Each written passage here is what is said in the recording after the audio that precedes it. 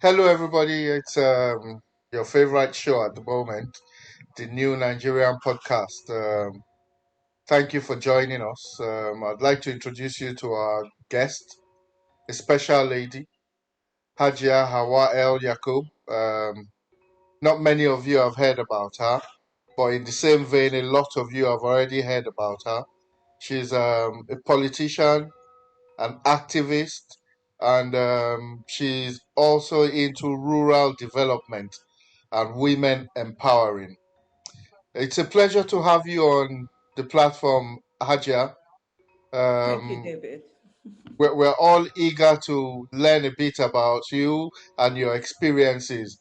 Can we start by knowing who Hajia Hawa El Yakub is, a bit of your background from childhood up to university level, and then we'll go from there. Thank you very much. It's a pleasure to be here. Thank you for having me.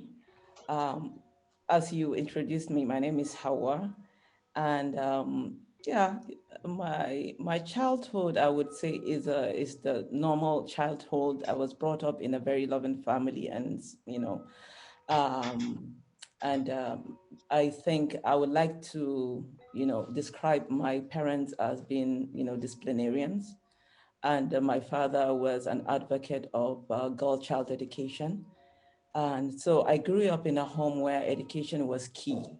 Was if you fail your exams, you're in trouble. That's the kind of home that I grew up in. So I have, like, my siblings were all in every profession, Wow. and I think because my father believed so much in education, he also believed, below average was unacceptable. So from childhood, I knew that I had to put in more to be the best, in whatever it is that, I try to do.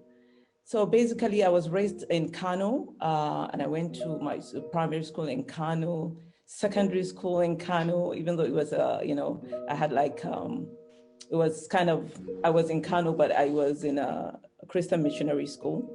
So it was, a different experience.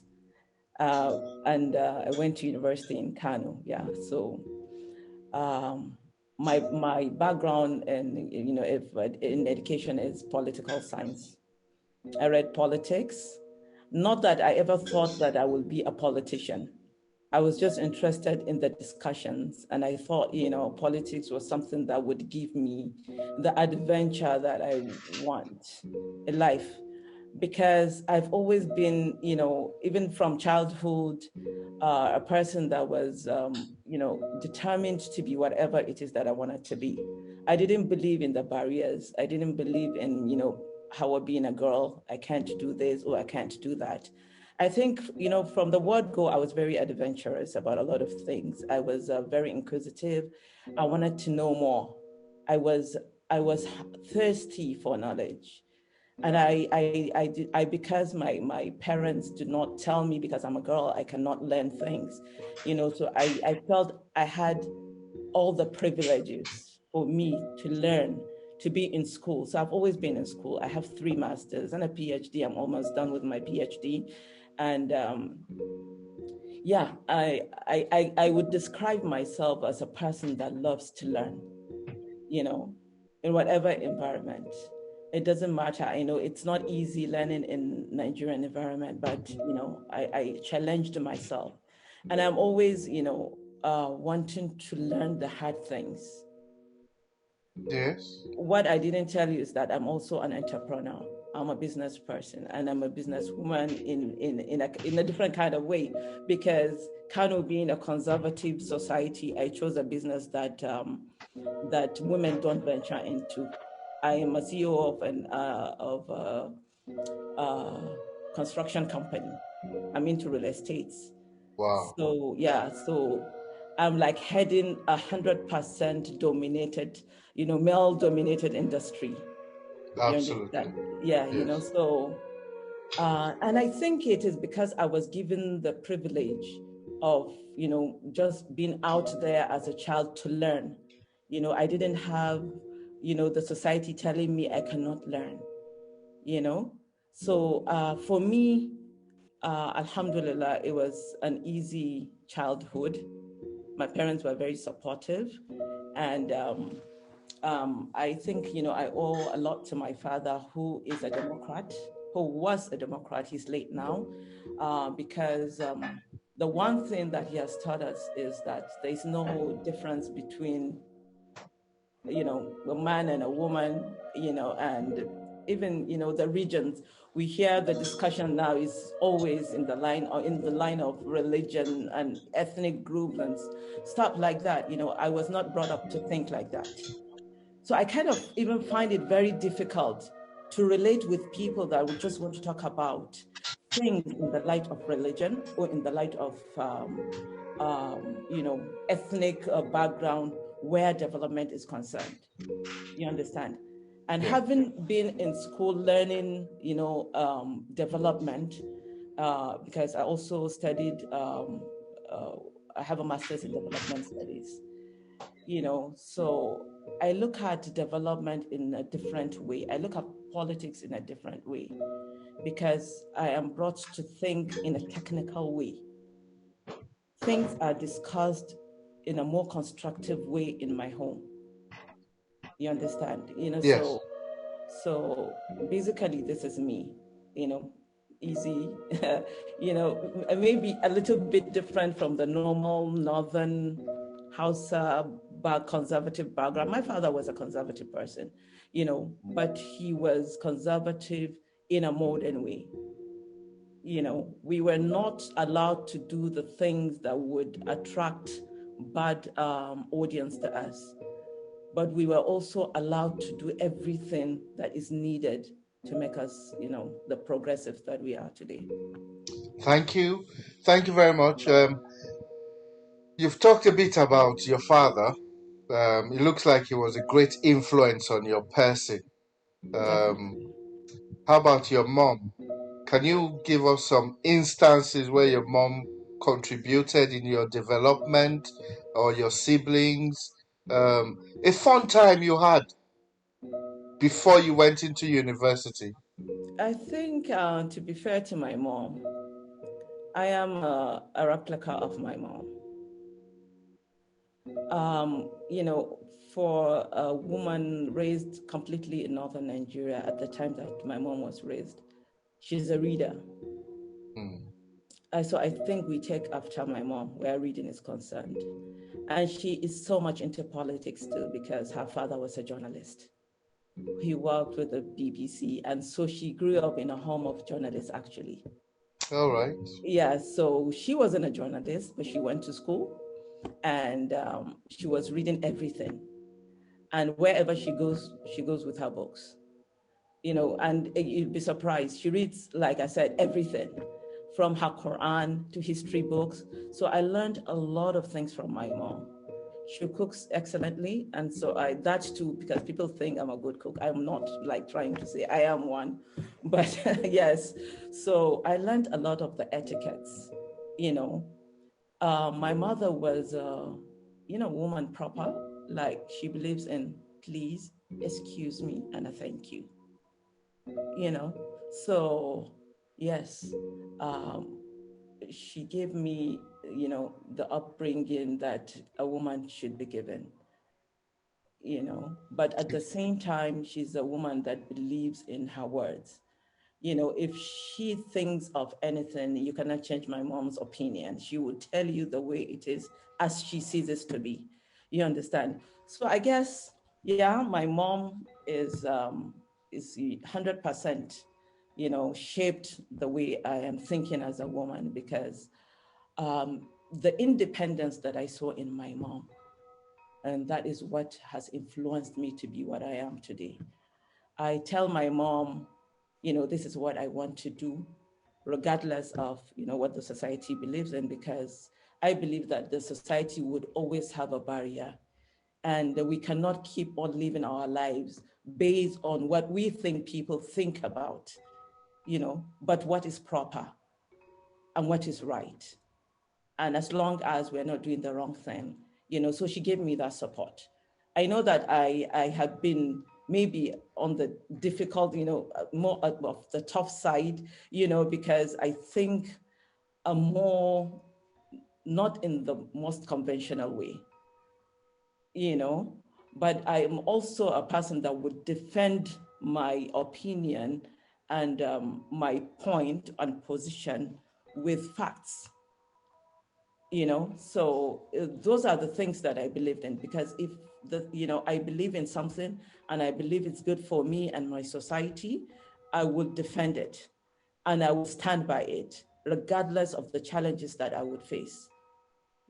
So yeah, and my siblings, I have, my sisters are my best friends and my brothers are awesome.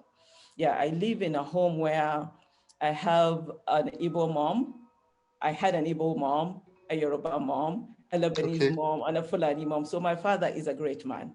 He brought the whole Nigeria into the house. And Together. so we don't have that kind of, the differences that we see around. Yeah, so I totally believe in one Nigeria.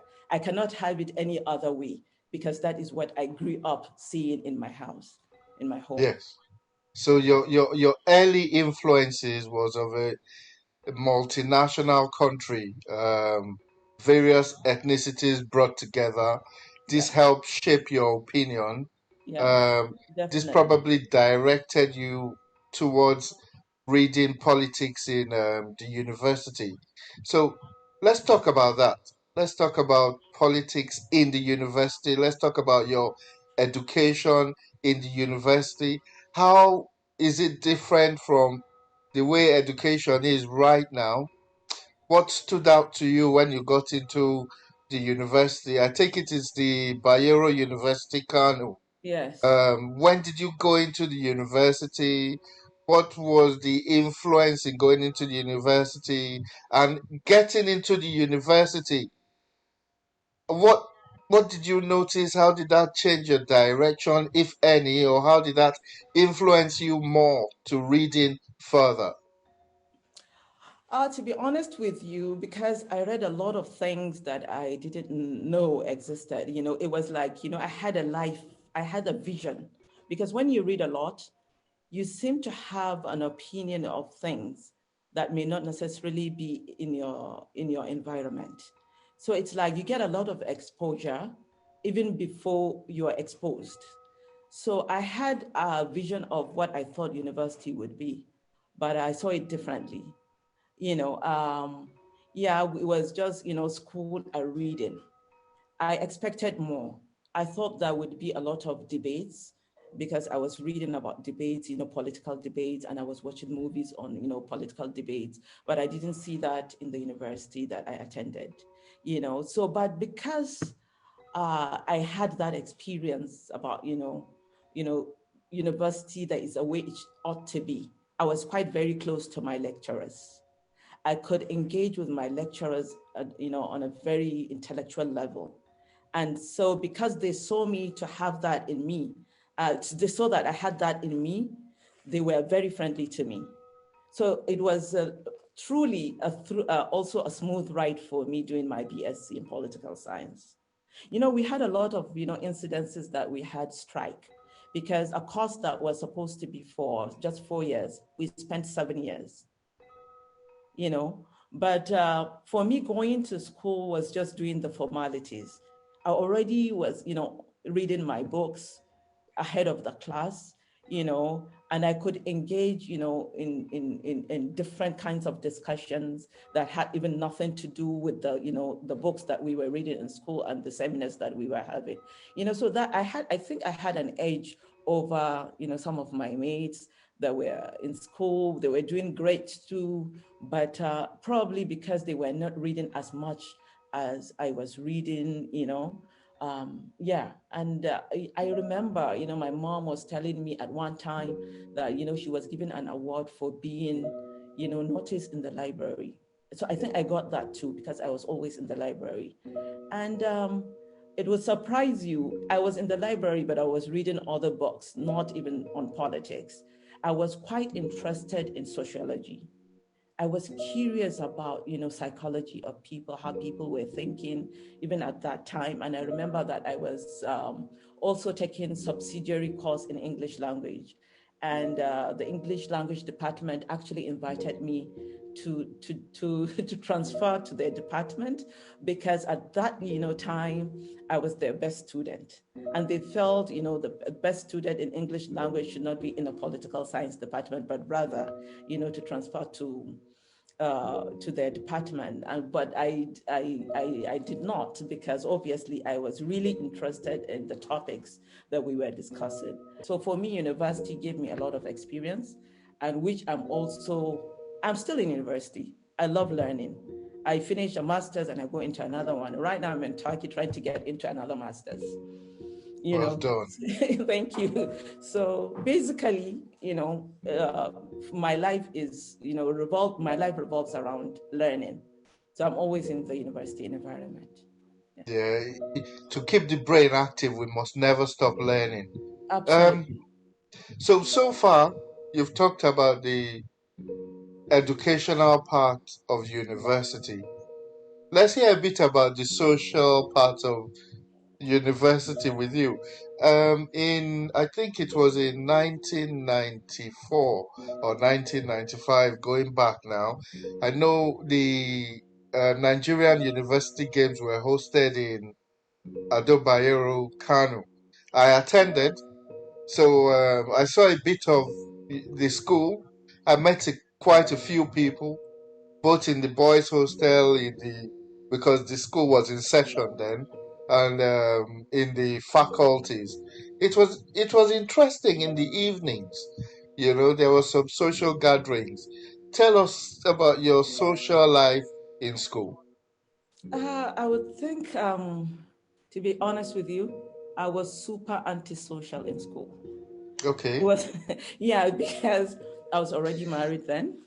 okay, And yeah, obviously. So it was from my house to the library. And that the only thing that I would say that I did at that time would be probably just getting the students around so that we would have, like, group discussions.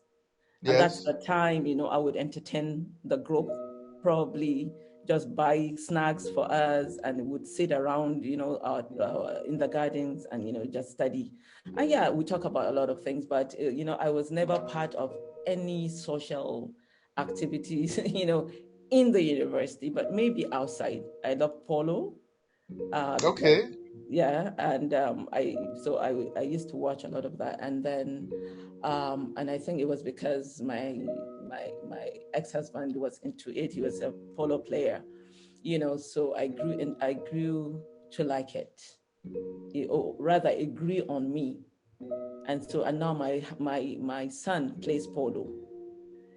So yeah, basically that is it for me. Like I said, for me, it was just going to school.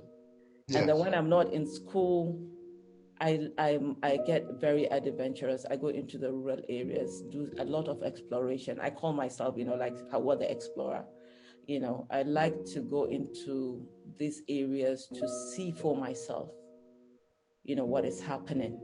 And so I'm also, like I mentioned earlier, I have a major also in rural development. yes, yes. You Let, know, let's let's talk about that.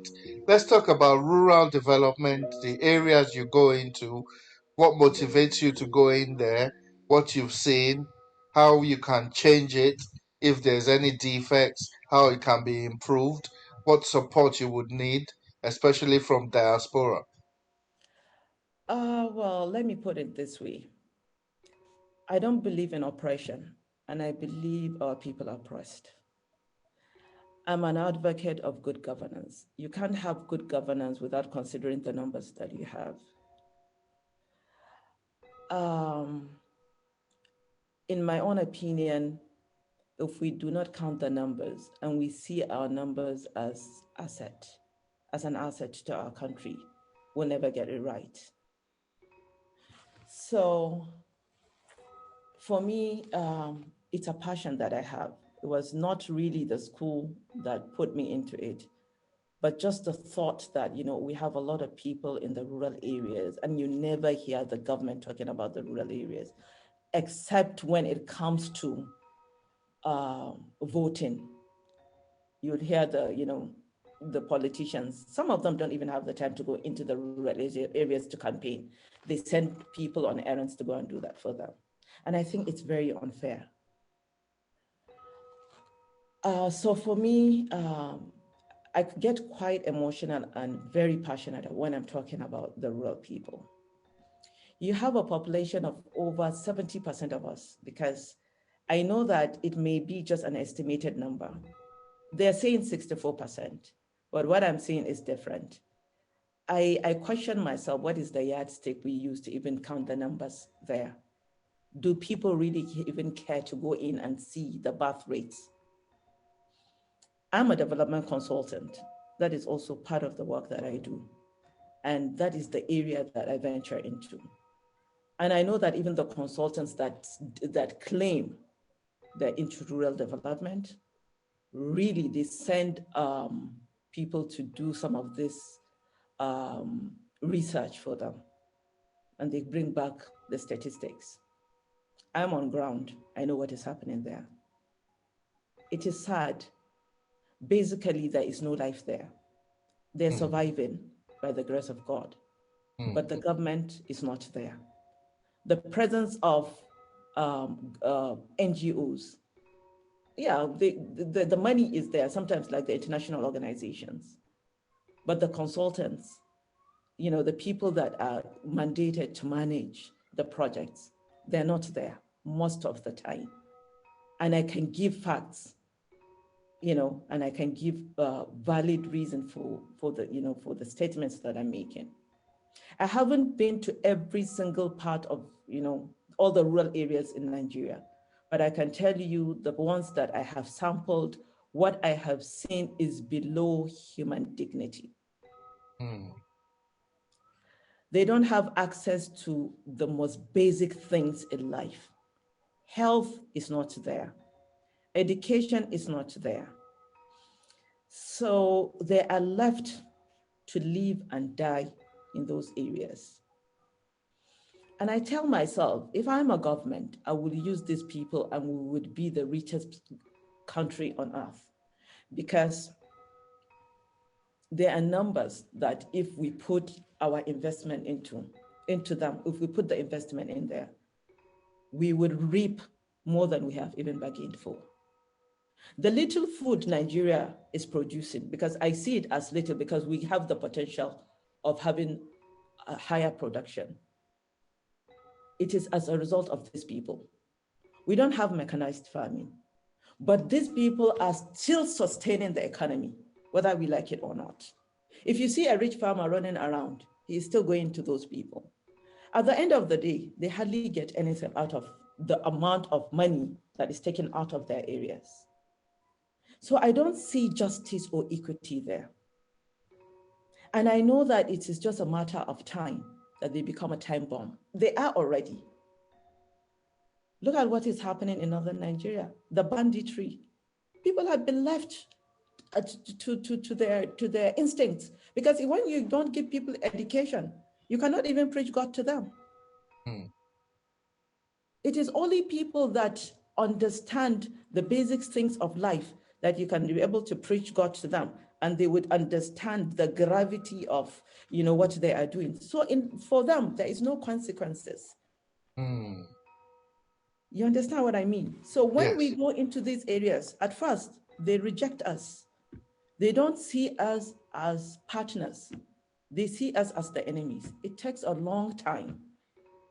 I have been privileged to be attached to a rural area in Kano State, in Doakinkudu local government. I was then doing my thesis, my research in, development study. It was a master's. I have been there and I've forever been part of the place. In fact, I know that I influenced even, the recent turbaning of the Miungwa there, that is the warhead, because I'm part of parcel of the place. Yes. Simply because when I went there, I felt as a human being, I shouldn't just take the statistics and leave them. I felt guilty. I kept on thinking, what have you done? You have seen it for yourself. Are you leaving them behind and not taking out their problems out there for people to hear? At least maybe the government would have some sympathy and maybe people would have some empathy. But when I realized, we were helpless, because I see myself as part of that place. So I would say we were helpless. I came back to town and I gathered friends and family and I told them that we have a problem and we need to do something about it. So yeah, Alhamdulillah, I was instrumental to taking the school to that place. 20 years, 19 years on now, we have graduates. We have some of them going to higher institutions inside the city. So, this experience has also taught me it's not always about government. It's also about people that care. Because if we that are privileged, we care about our brothers and sisters in the rural areas, then we can come out and demand that something be done about their plight. But we are not talking about that. It is not even in the discussion. Look at the primaries that just, the APC primaries. Look at the dialogue, look at the discussion, look at the journalists. Who is talking about the rural people?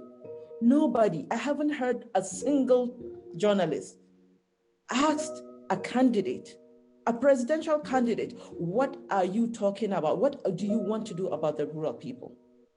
What is your vision about the rural? Are you thinking urbanization? Are you thinking rural development? Are you thinking poverty alleviation? I haven't heard. Nobody is talking about it. So it pains me, So for me, it is not about the region or the ethnic, who becomes who, but the people, I am telling you, it does not matter who the president of Nigeria is, where he comes from, or which religion he practices. As long as he does not see the people as his problem, he will not get my vote. Hajia, you're absolutely right. You see, when we formed this platform, exactly what you're talking about is one of the reasons we formed it. Who is looking out for the less privileged? So the privileged, when we say privileged, quote unquote, I tend to think that people in diaspora are privileged. Yeah. So we decided to try and bridge the gap between diaspora and Nigeria, targeting the rural areas, targeting the low political class.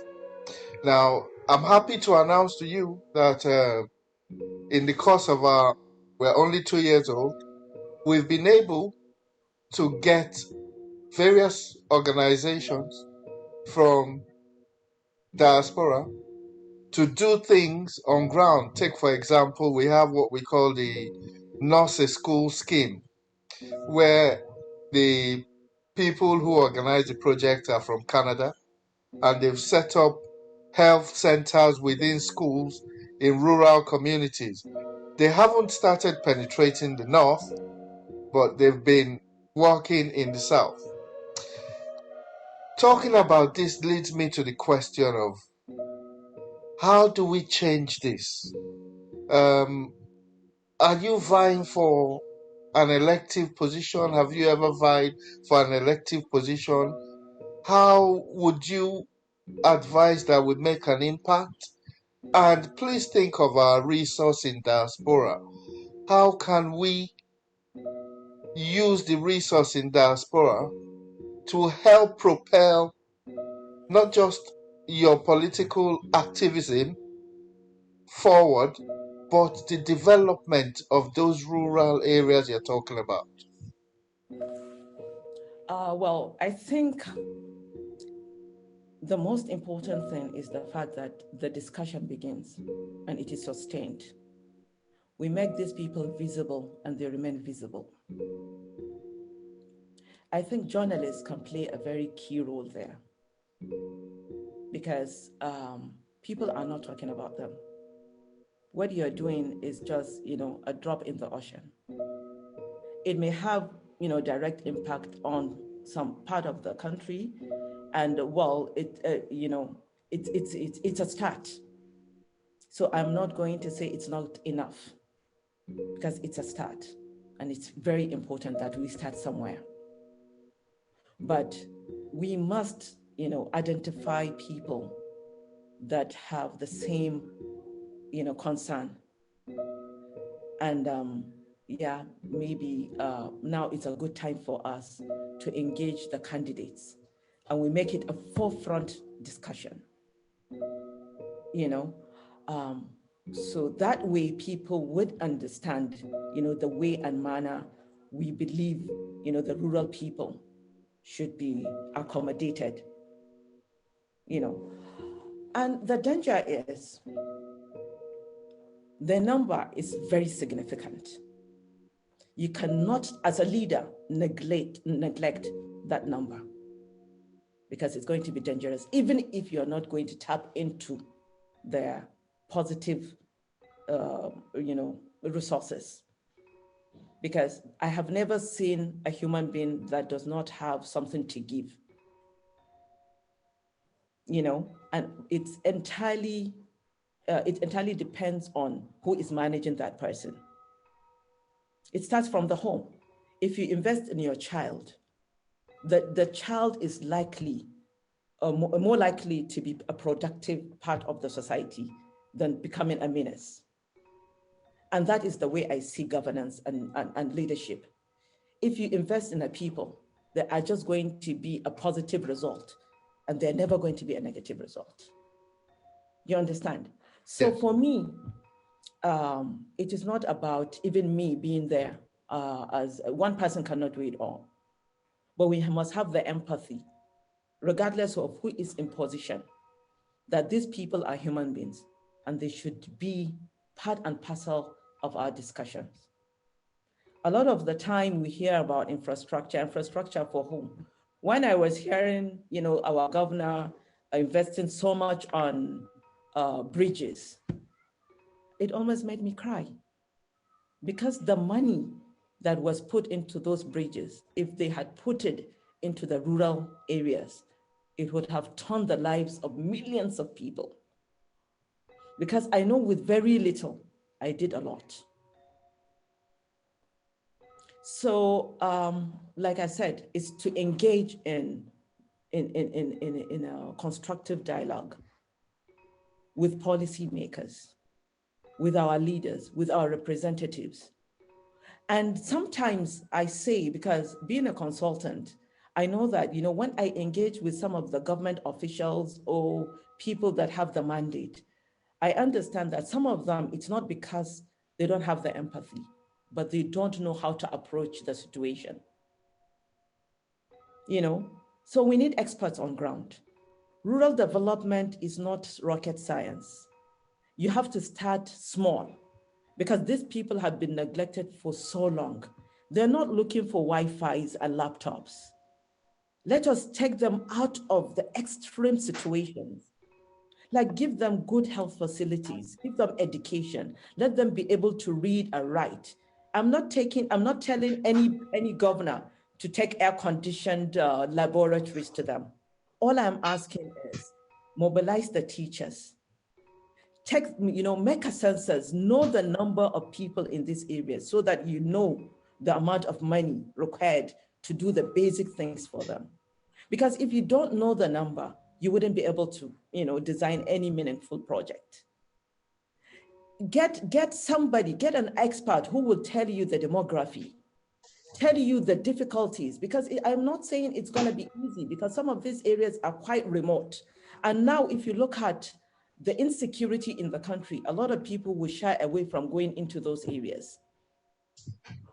Initially, I was never, ever afraid of going to these areas. I have been to, rural areas in Sokoto, Zamfara, Yobe, Meduguri. I haven't been to, into Maiduguri. I think, because at the time that I was working with the United Nations as a rural expert, Maiduguri was a red zone. So I didn't go into that area. But I have a lot of experience around those areas. And I know that I was not afraid, even at the time, Boko Haram was going on. At the peak of it, I was not really afraid. But recently, I've been very conscious of my, movements in and out of these rural areas because they have changed. Some of the youth that were so innocent are now on drugs. Some of them have this, even the way they're dressed shows, now it's a different narrative. Mm. So the whole thing has changed. We have to go back to the drawing table. The approach now has to be completely different. you know some bad eggs amongst us have put them into doing evil things or bad things. These people used to be absolutely innocent. They don't know what is happening around, so they don't even miss it. But unfortunately, now the narrative is different. So for me, I contested for the position of the senatorial seat, Kano Central, 2019. And Okay. the reason I joined politics actively then was because of the rural people. I saw, at a point I became helpless when I saw, the Meungwa, that is the ward head that I've been so used to. Now he's late. His, health condition, and I became helpless. I was taking him from his rural area every day to bring him to town, to the hospital for some, therapy, and then take him back. And I thought to myself, you're just an activist talking, nobody is listening. I mean, the senator there, if what does he have that is, that you cannot do? You know, Absolutely. so Absolutely. I just told myself, if he can do it, I can do it. What does it take to be a politician in Nigeria? Of course, I'm not going to be as corrupt as, what I wouldn't do the things they're doing to get to that seat, but at least I know I've made a difference because my voice is louder now. People are looking for my opinion, but when I was an activist, I think I didn't make the impact I made when I became an active politician. I didn't get the seat, but at least I got a lot of people's attention, and people are listening to me now. Are you I planning on contesting again? The dispensation is near. We need voices like yours. The rural people need voices like yours. I'm not trying to influence a decision, but I think from your experience, this is an opportunity to get back in there, fight the noble fight. Let us let us build a new political structure. It's part of what I'm hoping that you could talk about.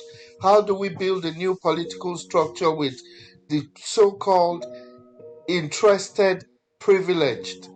Let's see if there's an idea you can bring out, because we always talk value. Is there an idea you can bring out that can influence this new political structure? I have an idea, and I've even given it a name. I call it the gatekeepers. You cannot win elections without votes. Let us be the gatekeepers of those voters.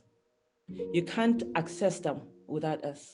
That is what I am thinking, because from my experience, we need a lot of money to be in, to do the kind of politics I did 2019. I haven't recovered yet. So I thought to go back, but the money, it's sad. Money plays really a very key role in Nigeria's politics. That was actually an area of my research in my MSc political science. So I know the intricacies. I got confessions from key government officials, the money they used, and even those that are supposed to protect the people, like the police and the INEC officials. It's that bad. But I was determined to go back. I had all the intention of going back to contest. But like I mentioned, I think at a point, I knew that the money that is needed, I don't have it. And rather than start from scratch, I thought, we could do something differently. Like, yeah, we have people that listen to us. I'm a grassroots person. I'm a rural person. That's the way I see myself. And I know that at least if you want a vote in that area, you may have to come through me. So Fantastic. if I decide I'm going to be there just to protect their votes, I would be there. So if you, David, decide that, there is an area in Nigeria that you feel you can be a gatekeeper, let's do that. You understand? Because sometimes we have to hijack the process. You cannot start from, you can't start from scratch. It is too late for us anyway to start from scratch. But I am telling you, I know that I can influence decisions, at least for the voters. If I tell them don't go out to vote, a lot of them will not go out. And I know exactly what to tell them. Because I know their pain, I know their tears, and I know their laughter, which is hardly there. So I know what to tell them. You understand? So for me, it is for the privileged ones to say that I have adopted this rural area. It is mine. I am the king here because I care about them. I would bring out their pains to the public and I would tell the government that they need this. But that's exactly what I did with this particular rural area. So, of course, we had some government intervention. I'm talking about 19 years of work. Yes. You understand? Of course, when I was making a lot of noise, the government had to listen. Some sympathizers listened to me. What I started with just, having a mat under a tree, that was how we were doing, the school. Now we have a classroom. Now we have 2 classrooms. Fantastic. And we are actually, it may not be, quality education, I must confess. But at least these children can read and write, which is very important. So I challenge each and every one of us to adopt a rural area, even if it is the rural area that your great-grandfather comes from. Why don't you make it your project and say, enough is enough. Let us do something different. Let us tell the government, let us also be part and parcel of the development of this area. You understand? Because we know that it is not magic. It's not going to happen in a day. We don't have, politicians that are after the development and, of our country. We don't have nationalists out there. We don't have people that are thinking for one Nigeria. It is all about their pockets. I'm generalizing because that is what we are seeing. Of course, there are the odd ones out. We have some few that are, are not happy with the situation of the country. But for most part of the time, the ones that are passionate and that they love Nigeria for, having one Nigeria as it is, they're not part of politics. They're just commentators, spectators. They're just there, just watching TV and making, their comments. They're not ready to be there and, fight it out. So, we are left with the recycled politicians. It's from APC to PDP to another party. All of the contestants now, all the candidates, were they not part and parcel of the major parties, the major political parties? They have gained whatever it is that they have, and they still want to be there. It's from being a governor to a senator. If you can't get the Senate seat, you want to be with the presidential candidate so that he makes you a minister. Why is it that it is all about them? You understand? And because money now is the key determinant of who becomes a member of House of Representatives or a candidate of a political party. It only favors their children because they are that rich. David, do you have 100 million to contest for whatever position you want in Nigeria? You don't have it. Unfortunately not. Of course not. I don't have that kind of money. Even if they're giving me for a ticket for free, the delegates around will not want to be with me because I don't have money to share with them. That is it. So people are devoid of of the word, of our own integrity. People don't do things because they want to protect some principle that they have. If you ask a politician now, what is the manifesto of your party? What do you believe in? What do you want to achieve? He is a candidate already. He has clinched the ticket, but he doesn't know the manifesto of his party. Ask them now, what is written in their constitution? APC and PDP, I challenge you to ask them. They don't know. They don't know what they are there. Whether they are Democrats, whether they are progressives, they don't know. You ask a political candidate, what do you want to do for, what is your take on even the war going on in Russia? He cannot give you one single point because he does not understand that the war in Russia would affect his country. They don't. They don't. They don't. The economy, if you talk about the economy with them, do they even know the types of economies that we are supposed to, at least sample so that maybe it may work for us? They don't know. If you as the leader don't know, then how would you know, if things are done right? You wouldn't know. So it pains me to see people that are not competent. They're the ones that are there being elected. And I remember 3-4 days ago when we had the APC primaries, a woman got up and she was speaking in Hausa. For those that cannot, she said, for those that cannot write. I'm like, she is saying for the delegates that cannot write, this is the way it should be. What business do they have of electing or selecting a presidential candidate for Nigerians, the person that cannot write? It is not fair on us. How about the millions of us that have been to school, that know right from wrong? I'm not saying it, I'm not trying to put them down, but the truth is that people are given the right mandate because they can do it. You cannot get somebody from the rural area who has never gotten out of their area. They've never gotten out of their area. Bring them to Abuja and tell them to come and choose a candidate that they don't know. They don't even know the parties. I tell myself I was not there, but I know that even the money that was given to share with these people, they will not give them the whole amount that was supposed to be given to them, because people don't think that they are worthy of that. So I mean, Nigeria is in trouble if the only thing we can talk about is which region or what region or religion. We're not talking about who can deliver us from the problems that we have now.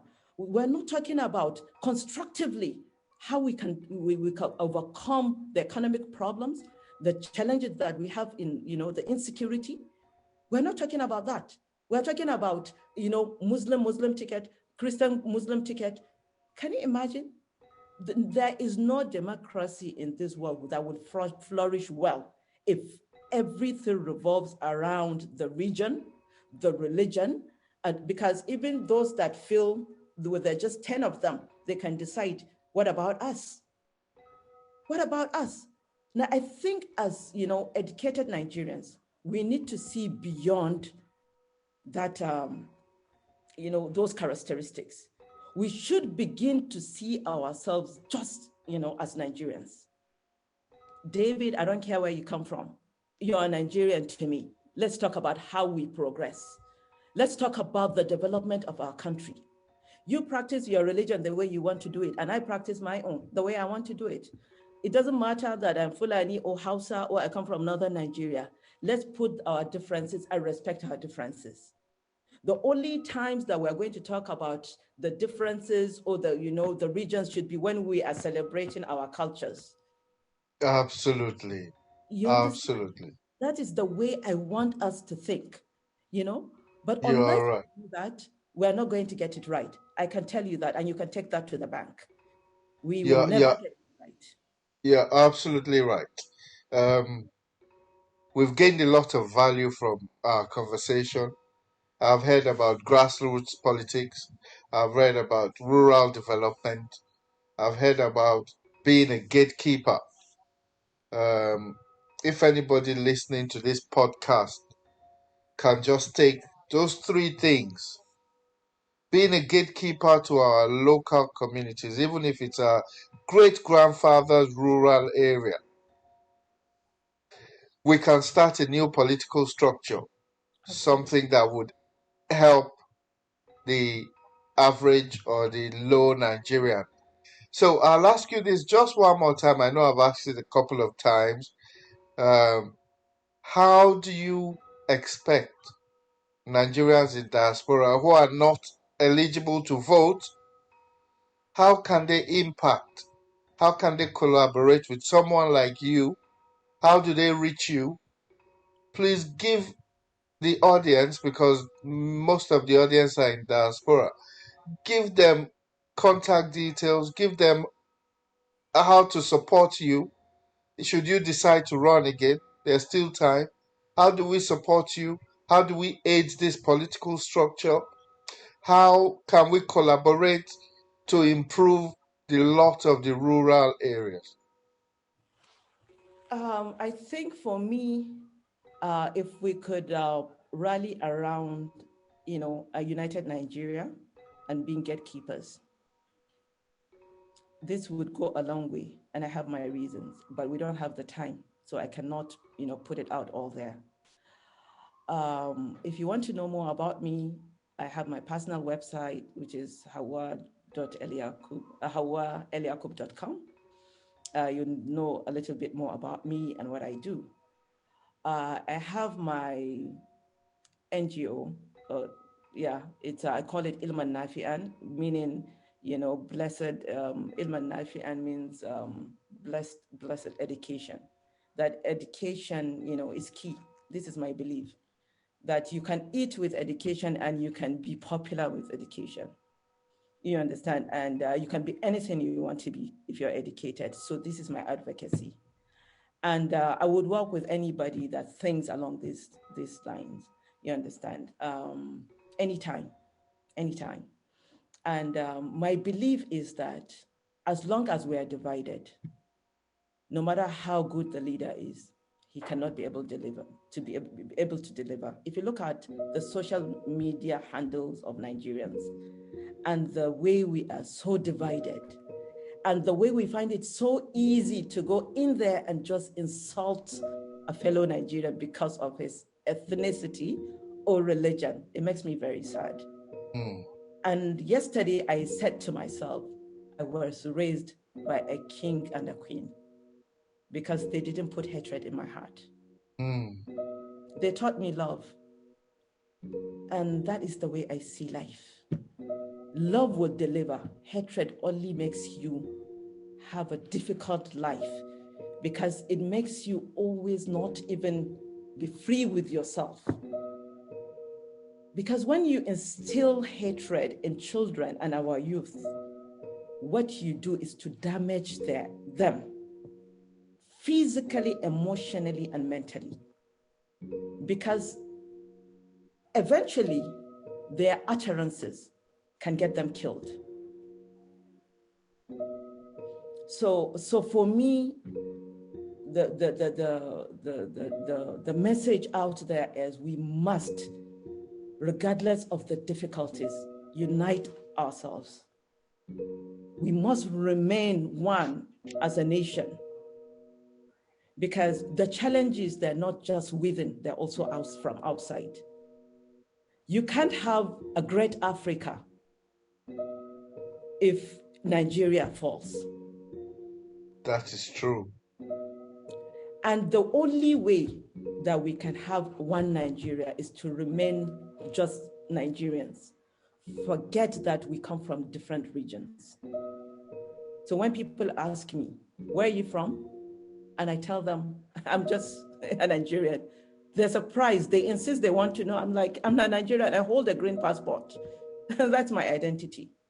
Absolutely. Because anything beyond that is dragging me into the gutters. So really, I think the people in diaspora, Nigerians in diaspora, the face should be one Nigeria, regardless of where you come from. In all the regions that we have bad Nigerians. But our prayer is that we are good enough to make them better. so that they see the goodness in us and what they want to be like us. You know, we can't join the bad, wagon. We cannot join them. And no, as an educated person, you shouldn't let people drag you, to the gutters, like I say. You understand? To make you talk as if you have not been given the etiquettes, that you have not been to school. You are there in diaspora. When you're in England, you don't hear, this one is coming from that place. Everything is about England. When you're in Turkey, it's the same narrative. They're just Turkish. They're so proud of being Turkish. And that is why, I feel sad for myself, because I know that I'm a Democrat and I am a nationalist. I believe in Nigeria and I believe in one Nigeria, and I'm not going to allow anybody drag me into something that I do not believe in. You understand? So the next time you talk to me, David, just address me as that Nigerian woman. In fact, I will not wait for the next time. I will address you right now as that Nigerian woman, trying to make a change, trying to make an impact, trying to be a gatekeeper. She's already a gatekeeper, audience. She's gatekeeping for rural areas, especially in Kano State. I would love to go on and on and on. But 1 hour soon passes by, especially when you're having a fantastic conversation like we've had. We've gained knowledge, like I said previously. We've got value from our conversation. We've learnt a new word today, gatekeeper. We hope we can carry that word to all our audiences. Hajia Hauwa has possibly an article about gatekeeping, which I'm sure she might share with us so that we can publish, so that the people can read more about it. You've heard how to contact Hajia. You can go to her website. You can contribute towards her candidacy should she decide to run again. Diaspora. Let us continue to bridge the gap between us and Nigeria. Let us become gatekeepers in our local communities to build one Nigeria, one future. And the sooner we get rid of ethnic politics or religious politics, I'm sure the better we can progress. Remembering how it was in our youth. Most of us went to schools where there was no discrimination. We had people from east, west, south, north, all together. Nobody in those schools, especially the federal schools like one I went to, nobody thought about any other person's ethnicity. We were all taught to be one Nigeria, indivisible. So, in that vein, I would just like Hajia Hauwa to give us a final note of just to let's hear from her one more time, and then we'll end the conversation, hoping that there will be a part 2. Okay, thank you very much, David, for the a great 1 hour. My final remark is I pledge to Nigeria, my country, to be faithful, Faithful, loyal, and loyal, and honest. honest, to Yes. serve Serve Nigeria with Nigeria all with my all my strength, strength, to defend her unity, unity, and uphold her honor her and honor and glory.